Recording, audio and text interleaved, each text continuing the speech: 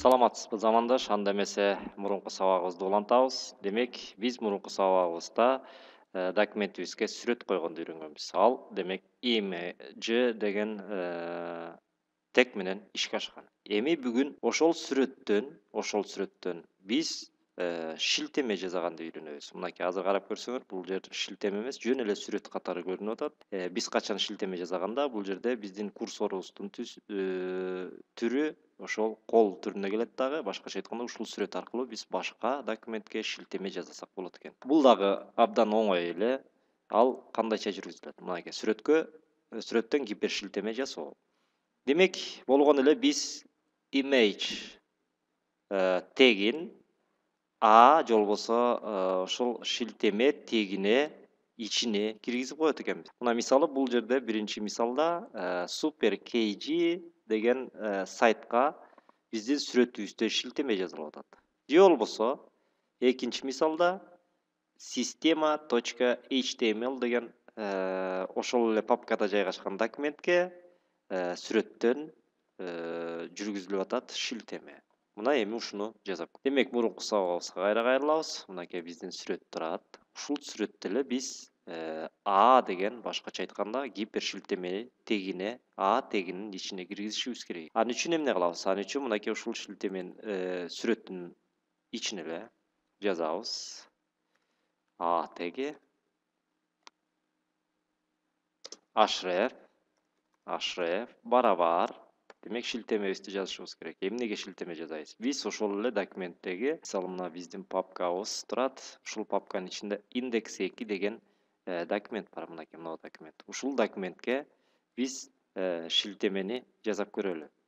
Башкача айтканда, бул документтен сүрөттөн index деген HTML документтин ичиндеги сүрөттөн биз index2 документине шилтеме жасайбыз. Анда баштайбыз. Демек, href бул жерге ошол документтин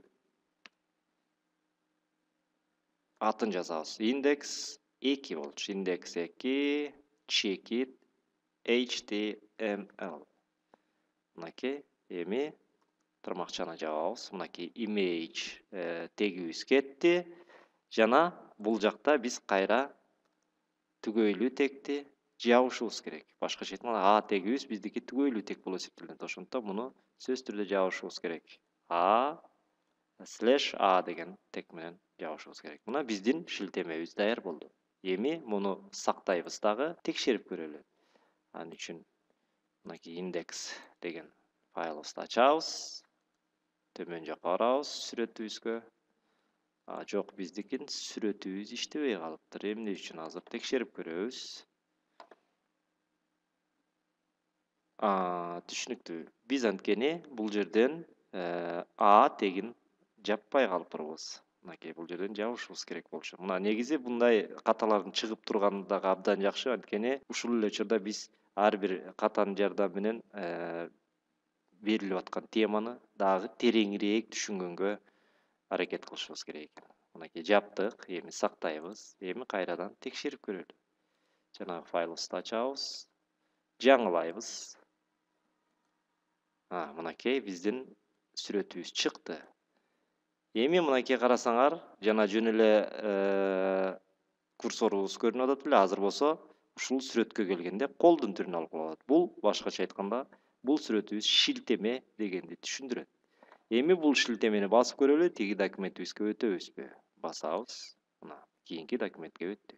Демек, биз сүрөттөн шилтеме жасадык. Мынакей. Мына ушундай жол менен эле ар бир сүрөттөн силер башка документке же башка папка болобу, же дагы башка папканын ичиндеги документке болобу шилтеме жасасаңар болот. Мисалы, мынакей ушул эле башка папканын ичиндеги документке жасап көрөлү.